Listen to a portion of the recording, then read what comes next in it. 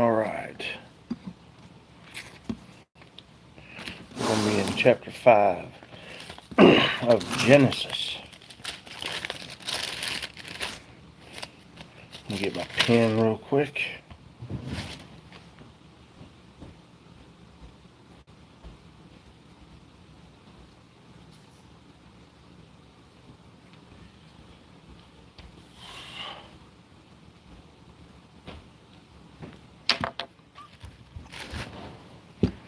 All right.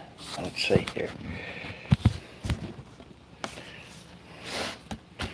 All right. From Adam to Noah. This is the written account of Adam's line. When God created man, he made him in the likeness of God. Hold on. I gotta straighten that thing a little better. God. He created them male and female and blessed them. And then when they were created, he called them man. When Adam had lived 130 years, he had a son in his own likeness, in his own image, and he named him Seth.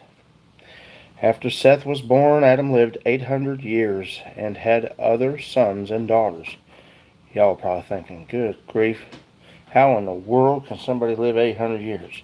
Well, having faith in God, certainly that'll stretch that logical barriers a little bit. Johnny, John. How are you doing, James?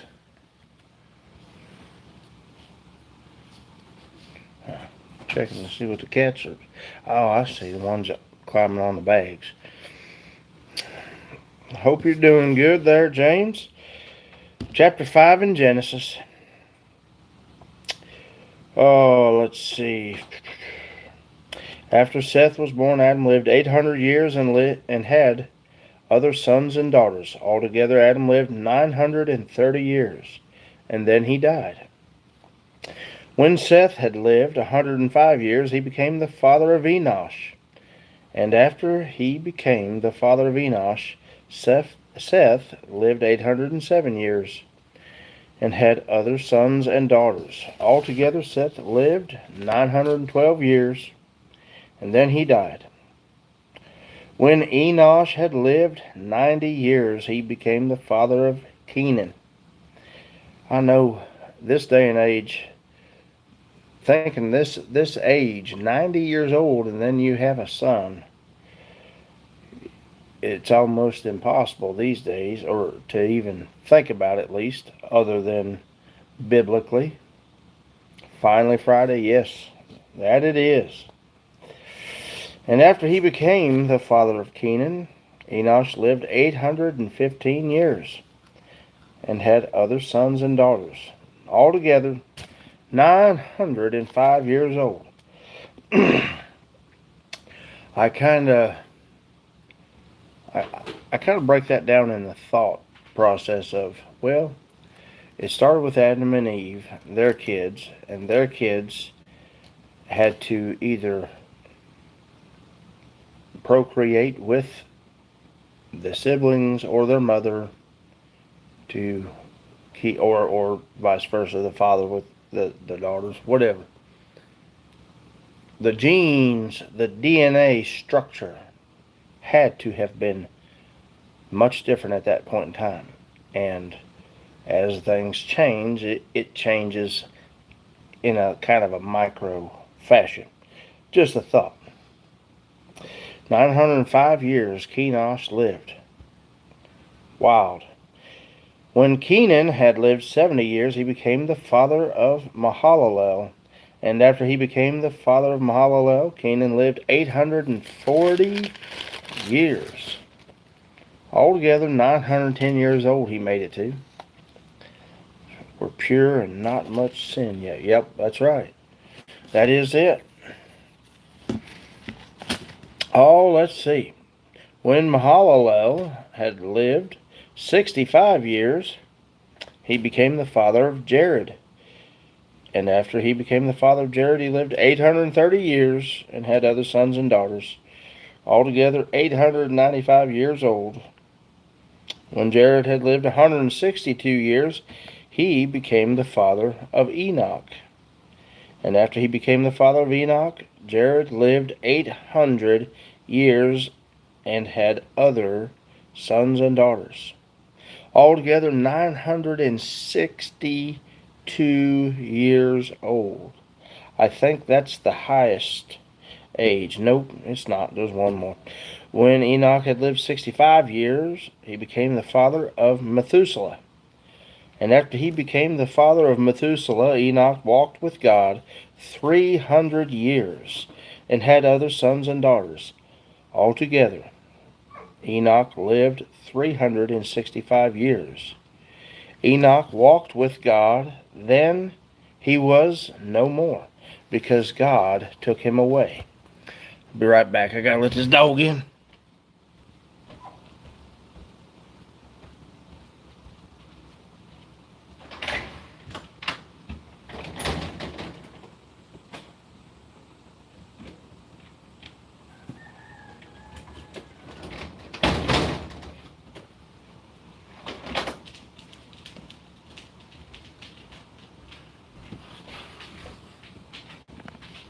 All right.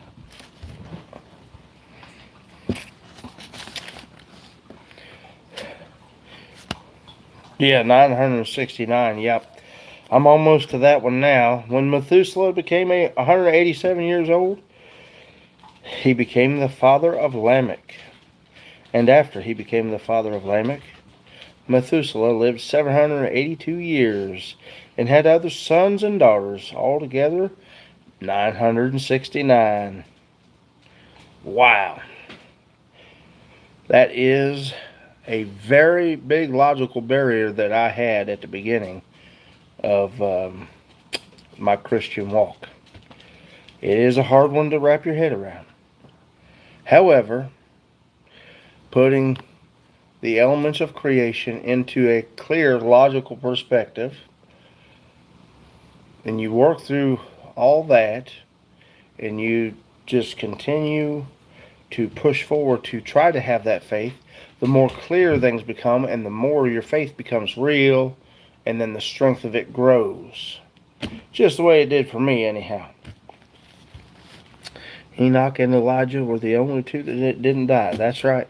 I'm in 2 Kings now, reading about Elijah. Well, actually, I'm past that.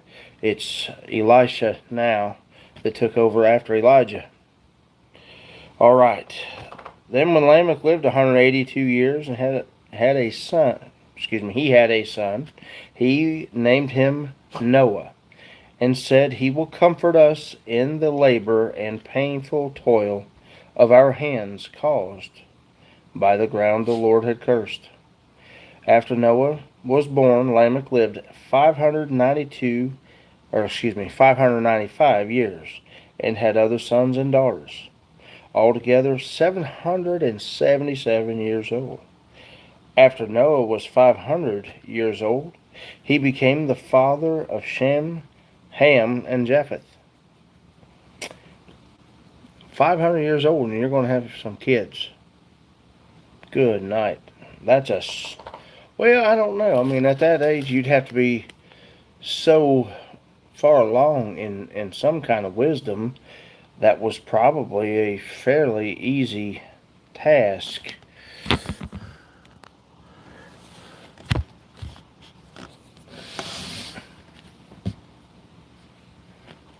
All right, yep, I seen what he put. I just noticed it.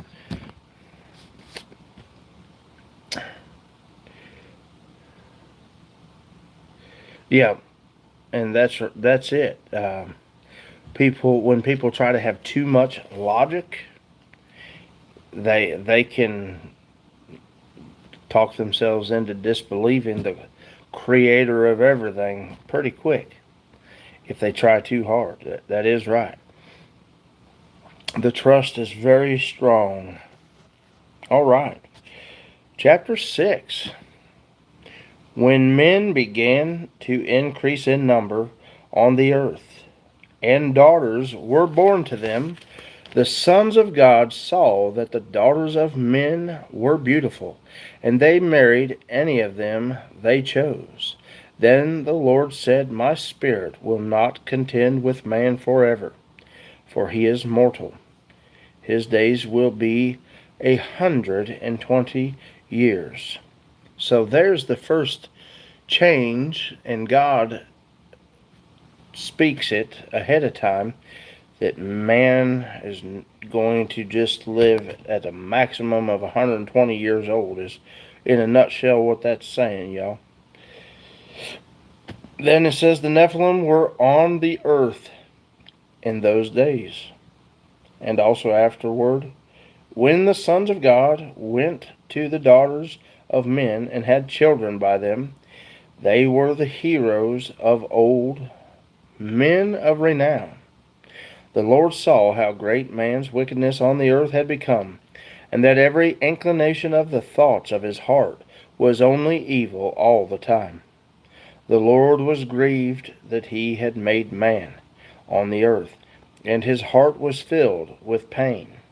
So the Lord said, I will wipe mankind, whom I have created, from the face of the earth, men and animals, and creatures that move along the ground, and birds of the air.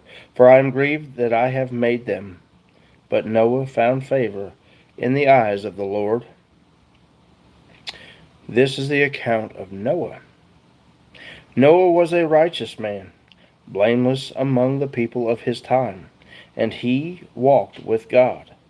Noah had 3 sons, Shem, Ham, and Japheth. Now the earth was corrupt in God's sight, and was full of violence. God saw how corrupt the earth had become, for all the people on earth had corrupted their ways. Many these days have done the same. Many people live by the evil one, and they think they're doing fine. So God said to Noah, I am going to put an end to all people, for the earth is filled with violence because of them. I am surely going to destroy both them and the earth. If a wiser person thinking they're wiser than God, he allows them to think that, yep, that's right. That's right. Actually, let me see here. Yep, 2 Corinthians chapter 4, verse 4. The God of this world has blinded the unbelievers. That's one element of it. And then, of course, Romans 1:28 says God gives them over to a depraved mind because they didn't think it worthwhile to retain the knowledge of God. And then, of course, Thessalonians has 1:2. Sons of God were the Nephilim, men of renown. That's right. 14, verse 14. So make yourself an ark of cypress wood, gopher wood that is. Make rooms in it and coat it with pitch inside and out. This is how you are to build it. The ark is to be 450 foot long, 75 feet wide, and 45 feet tall. Make a roof for it and finish the ark to within 18 inches of the top. Put a door in the side of the ark and make lower, middle, and upper decks. I am going to bring floodwaters on the earth to destroy all life under the heavens. Every creature that has the breath of life in it, everything on earth will perish, but I will establish my covenant with you, and you will enter the ark. You and your sons and your wife, and your sons' wives with you. You are to bring into the ark 2 of all living creatures, male and female, to keep them alive with you. 2 of every kind of bird, every kind of animal, every kind of creature that moves along the ground, and they will come to you to be kept alive. You are to take every kind of food that is to be eaten and store it away as food for you and for them. Noah did everything just as God commanded him. All right, that's chapter 6. Jack-o'-lantern, how's it going? Yeah, it is a big boat. Pronouns, I'm just a male. The way God made me. I'm in Genesis, chapter 7's coming up now. Jack-o'-lantern, glad to have you here. Hope maybe that you jump on board one day and become a Christian. Love to have you as a brother or sister in Christ. Raquel Valentine, good afternoon. Coming into evening now, ain't it? Glad to see you on here.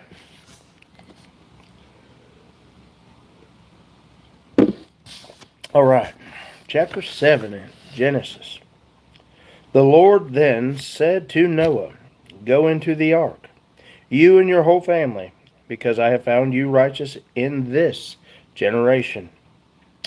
Take with you 7 of every kind of clean animal, a male and its mate, and 2 of every kind of unclean animal, a male and its mate, and also 7 of every kind of bird, male and female, to keep their various kinds alive throughout the earth."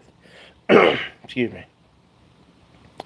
7 days from now, I will send rain on the earth for 40 days and 40 nights, and I will wipe from the face of the earth every living creature I have made.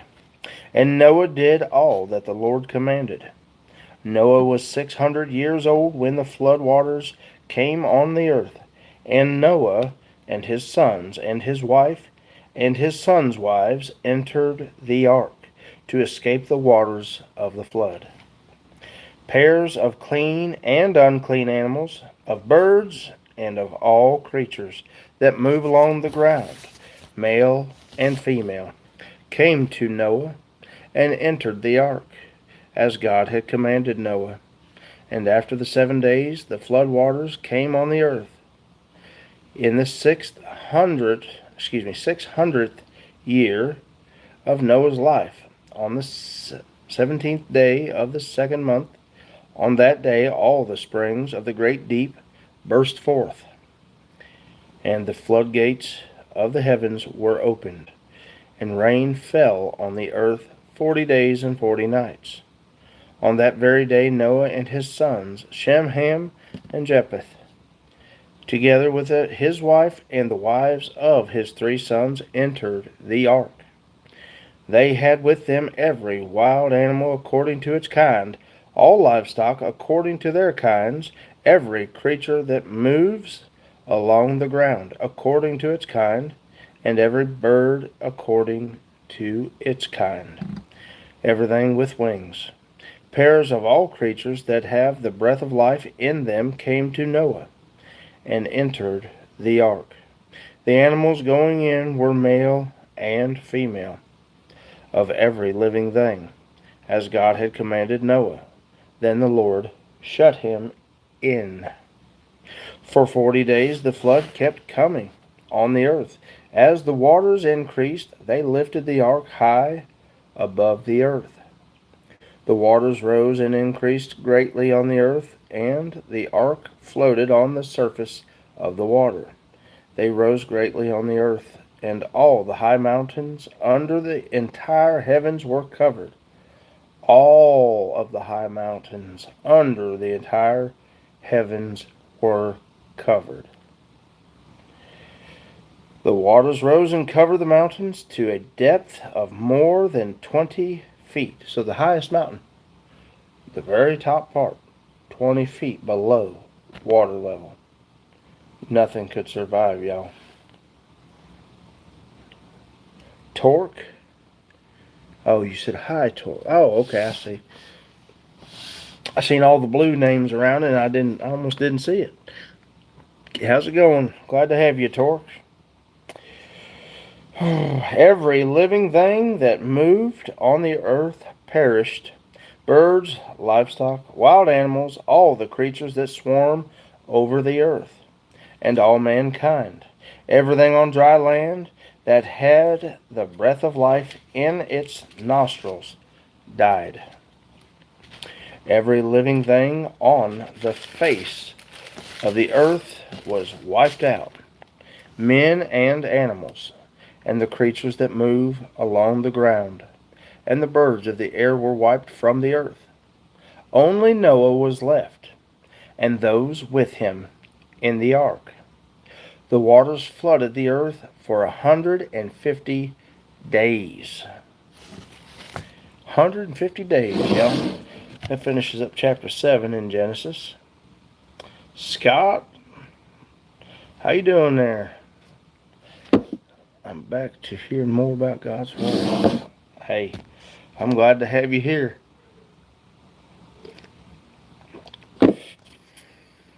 Fixing to get into chapter 8 here in Genesis. Chapter 8. But God remembered Noah and all the wild animals and the livestock that were with him in the ark. And he sent a wind over the earth, and the waters receded. Now the springs of the deep and the floodgates of the heavens had been closed, and the rain had stopped falling from the sky. The water receded steadily from the earth. At the end of the 150 days, the water had gone down. And on the 17th day of the 7th month, the ark came to rest on the mountains of Ararat. The waters continued to recede until the 10th month. And on the first day of the 10th month, the tops of the mountains became visible. After 40 days, Noah opened the window he had made in the ark and sent out a raven, and it kept flying back and forth until the water had dried up from the earth. Then he sent out a dove to see if the water had receded from the surface of the ground. But the dove could not find a place to set its feet, because there was water over all the surface of the earth. So it returned to Noah in the ark. He reached out his hand and took the dove and brought it back to himself in the ark. He waited 7 more days and again sent out the dove from the ark. When the dove returned to him in the evening, there in its beak was a freshly plucked olive leaf. Then Noah knew that the water had receded from the earth. He waited 7 more days and sent the dove out again, but this time it did not return to him. By the first day of the first month of Noah's 601st year, the water had dried up from the earth. Noah then removed the covering from the ark and saw that the surface of the ground was dry. By the 27th day of the second month, the earth was completely dry. Then God said to Noah, "Come out of the ark, you and your wife and your sons and their wives. Bring out every kind of living creature that is with you, the birds, the animals, and all the creatures that move along the ground, so they can multiply on the earth and be fruitful and increase in number upon it." I'm going to pause and bring up this thought. Putting this back into perspective. The waters have receded. The ark has come down, and now the water is off of the surface of the earth, the ground, the land part of the earth. They can get back out of the ark and get back to it. But it's just a bunch of animals and 8 humans. That's it. 8 people. Everybody else died. Everybody else died. We got to think of that. This is real. We have at least plenty of evidence to support that anyhow, tenfold. It's just hard to wrap our minds around us all sitting around if we was just back to living the sinful life, whatever, and then the floodwaters just boom come. Some people get a similar scenario of that if they're in a bad flood zone and they get a flash flood that they've, like one they've never had before. Very similar, but not near to the magnitude. Just think of those things. That's a hard thought. That everyone, yes, everyone except Noah and his family. All right, verse 18. So Noah came out together with his sons and his wife and his sons' wives, all the animals and all the creatures that move along the ground and all the birds, everything that moves on the earth, came out of the ark, one kind after another. Then Noah built an ark to the Lord, and taking some of all the clean animals and clean birds, he sacrificed burnt offerings on it. The Lord smelled the pleasing aroma and said in his heart, Never again will I curse the ground because of man, even though every inclination of his heart is evil from childhood. And never again will I destroy all living creatures, as I have done. As long as the earth endures, seed time and harvest, cold and heat, summer and winter, day and night will never cease. As long as the earth endures.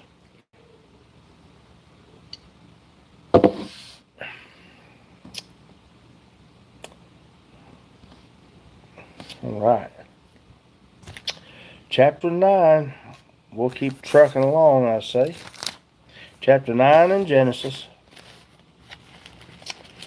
Then God blessed Noah and his sons, saying to them, Be fruitful and increase in number, and fill the earth. So, people look past such a simple command that as humans, that's one of the elements that we have the most fun. Be fruitful and multiply. With our wives, that's the element that people want to try to get around. We're told to have wives and be fruitful and multiply. Sex. Get a wife, be fruitful, multiply. People don't think of something so easy. It's a great, fun command. One of the best. One of the earliest. But humans find a way to pervert it and find a way to, do what they do. Justify any way of evil they can, right? The 4 seasons began and men began to only 120 years. That's right. Try catching that fly. Yes. Well, verse 2, the fear and dread of you will fall upon all the beasts of the earth, and all the birds of the air, upon every creature that moves along the ground, and upon all the fish of the sea. They are given into your hands. Everything that lives and moves will be food for you. Just as I gave you the green plants, I now give you everything. But you must not eat meat that has its lifeblood still in it. And for your lifeblood I will surely demand an accounting. I will demand an accounting from every animal and from each man. 2. I will demand an accounting for the life of his fellow man. Whoever sheds the blood of man, by man shall his blood be shed. For in the image of God has God made man. As for you, be fruitful and increase in number. Multiply on the earth and increase upon it. So he repeats it. Be fruitful, multiply. He knows we're going to have a very high level of urge, more than likely. He knows what He created. So, be fruitful. Do something about it. Use that command and have a wife for the purpose. And for the women, men for their purpose. What is the name of the city where the model of the ark is? Williamstown, Kentucky. Williamstown, Kentucky. It's only about, it might be about 50 minutes from here. Just depends on which way you go as the wind's blowing right. I did live about 30 minutes from there at one time. All right. Verse 8. Then God said to Noah and to his sons with him, I now establish my covenant with you and with your descendants after you, and with every living creature that was with you, the birds, the livestock, and all the wild animals, all those that came out of the ark with you, every living creature on earth. I'll pause there real quick. And Raquel, I will tell you, once you come out of the parking lot back onto the road of the ark, if you go toward the interstate, right there before the interstate, I don't remember the name of it, but there is a Mexican restaurant there, and they do a fine job with their food. They give you enough food, you have an entire meal's worth to take home with you as leftovers. By golly, it's good. Humans began to eat meat, no longer a vegetarian diet. Yeah, they have the instructions. No lifeblood. You're welcome, Raquel. I establish my covenant with you. Never again will all life be cut off by the waters of a flood. Never again will there be a flood to destroy the earth. And God said, this is the sign of the covenant I am making between me and you and every living creature with you. A covenant for all generations to come. I have set my rainbow in the clouds, and it will be the sign of the covenant between me and the earth. So there it is. This is Genesis chapter 9, verse 13. We have why there is a rainbow, and it's a godly thing. And of course, humans have perverted it and made it something it had nothing to do with. I'll make sure I check it out when I get there. Oh, you're going to go there one of these days? A rainbow which since then has been hijacked. Yes, it has been hijacked. And by a people that misjudge Christians by and large. We want to love them. We do love them. We want them to be part of the family. It doesn't matter if they have participated in trans, any of the LGBT, whatever stuff. If they repent from it, and jump on board with Jesus, they'll be part of the family. We want that. You definitely want to? Well, hey, I hope you get a chance to go. It is pretty cool. It's in a spot that you would never think because there's not much else around it. There is a hotel there now, but there's not one gas station and then the Mexican restaurant and I think 2 hotels maybe. But other than that, it's just kind of out by itself. It's probably about 30, well, if you take the interstate, it's probably about 30 minutes from the Creation Museum, if it's not real busy with traffic, that is, which in between where the ark is and where the Creation Museum. The closer you get to the Creation Museum, the far worse the traffic. I will warn you ahead of time. That is one of the most diabolical areas to try to travel through in this entire state. I would, if I had to guess, it's rough. But down where the ark is at, the ark encounter, that's wide open, easy to get to.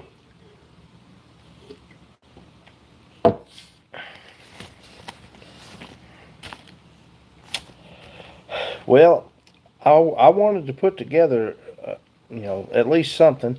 I know I don't have much for editing quality or nothing like that, but it still gives you a little bit of a view of it. I think it's a very good thing. I wasn't ever planning on going and visiting, but I thought, you know what? It's within an hour from me. Might as well just check it out. Just go. I don't like going to places for things unless it's a church or whatever. But then again, here we go. It's church related, right? Yeah. I mean, you could still get to it, the Creation Museum, but it is that area. I'm telling you, it's 75 that takes you up, and then it blends with 71 for a while, so it's 75 and 71. But then it will, if you take the interstate, it'll take you to, what do they call that? 275, I think is what they call it. I take back roads. I know the back roads or back roads. Some of it's still highway, but it's it's not an interstate. So I take the back roads. It's still a mess, but it's better than an interstate, especially that section of interstate. But yeah, I hope you do get a chance to check it out one of these days. I know Heather's wanting to go to the Creation Museum next. She wanted to go there this time because she had been to the Ark. She's a CNA, works at a nursing home, and they took residents to the Ark, last year.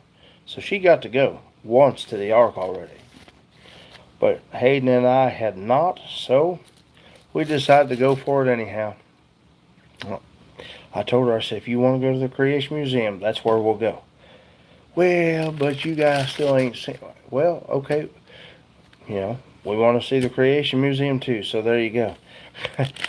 She still picked the Ark, and then regretted it on her end the whole time. But hey, still enjoyed it, even if she had been there before. Alright. Now I got to figure out where exactly I was at. Alright, past 13, because there was the rainbow. 14. Whenever I bring clouds over the earth and the rainbow appears in the clouds, I will remember my covenant between me and you and all living creatures of every kind.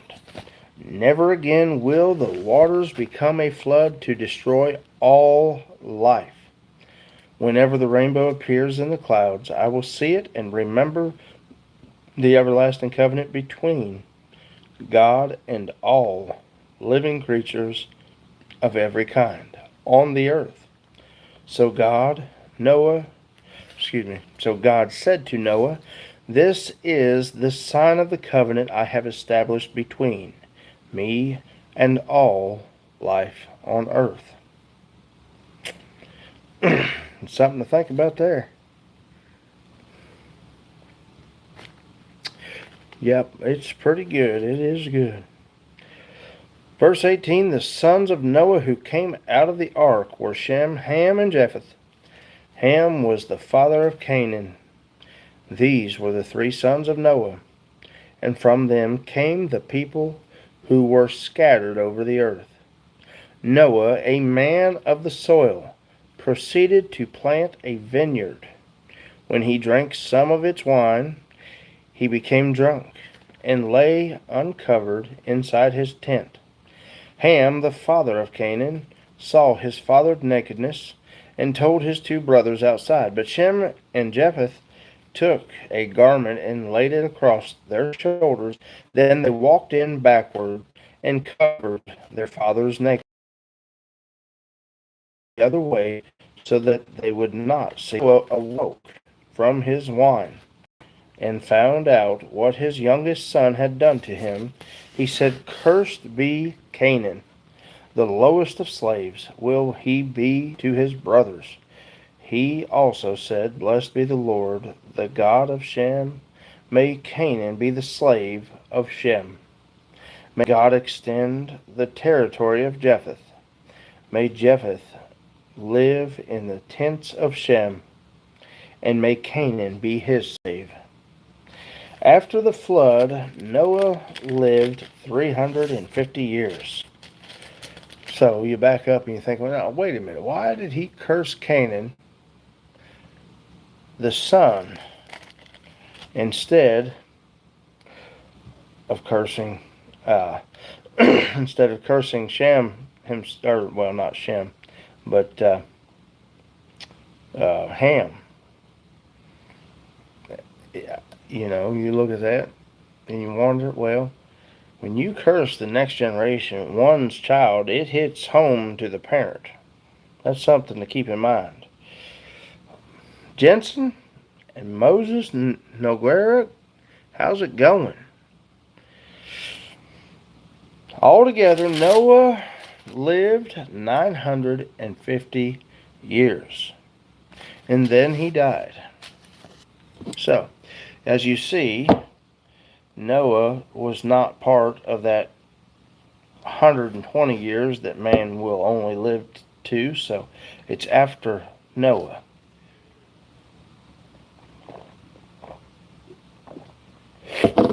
All right, I'll read another chapter, and I'll probably call it a night. Chapter 10.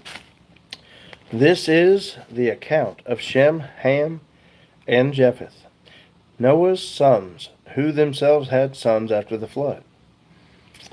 I'll try to kind of run through this quick because it's a lot of names.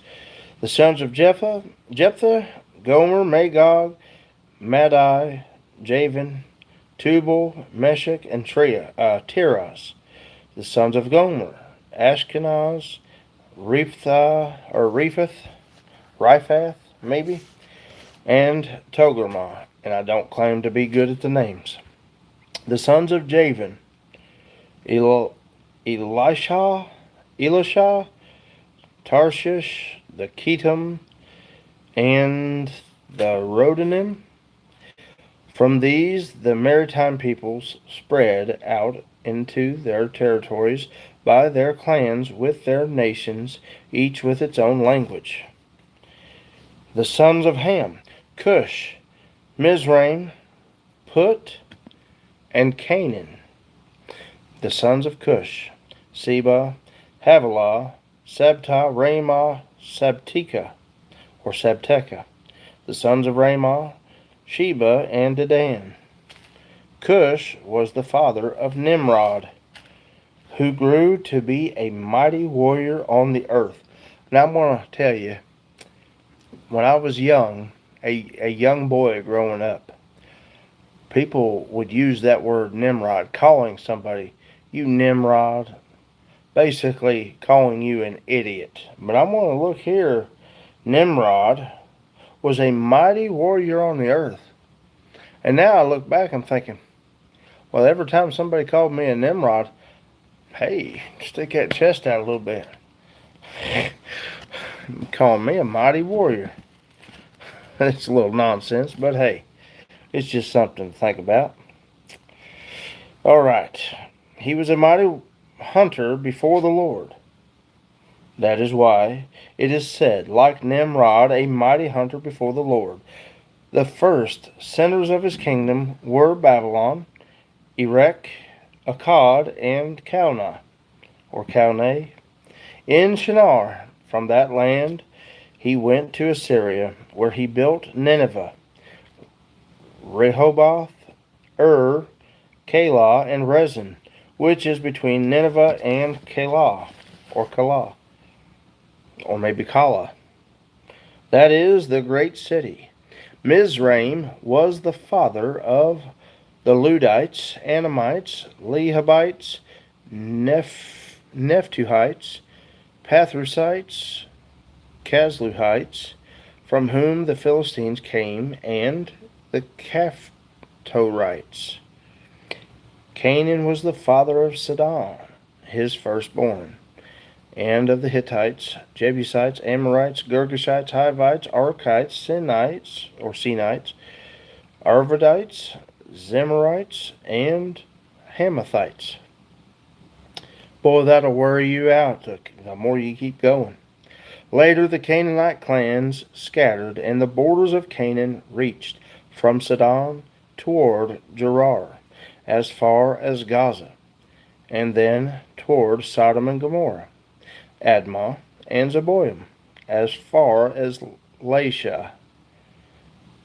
These are the sons of Ham by their clans and languages, in their territories and nations. Sons were also born to Shem, whose older brother was Japheth. Shem was the ancestor of all the sons of Eber.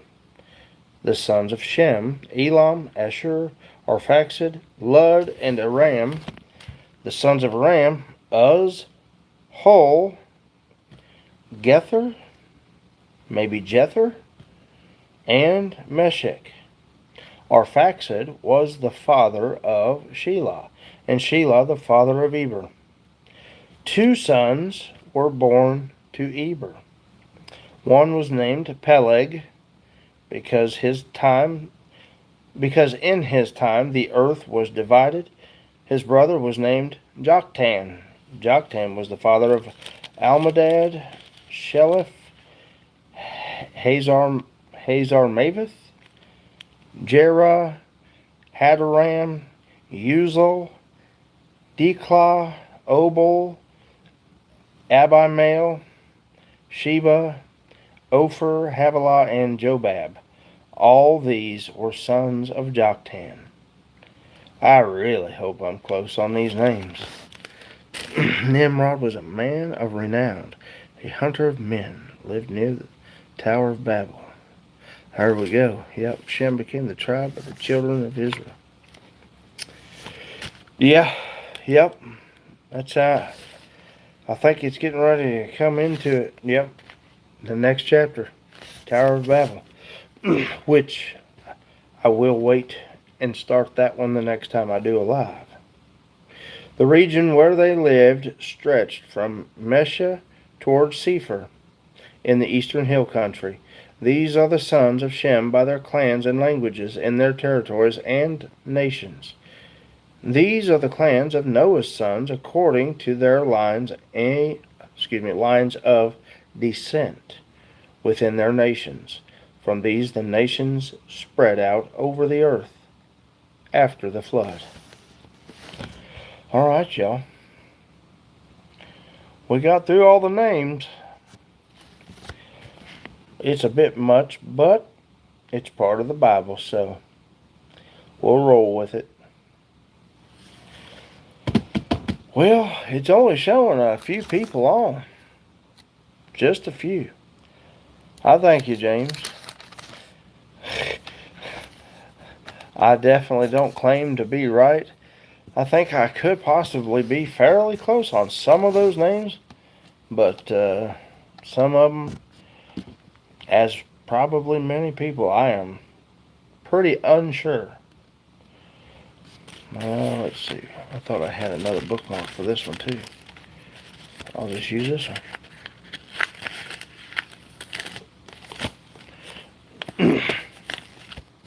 Alright, y'all. Well,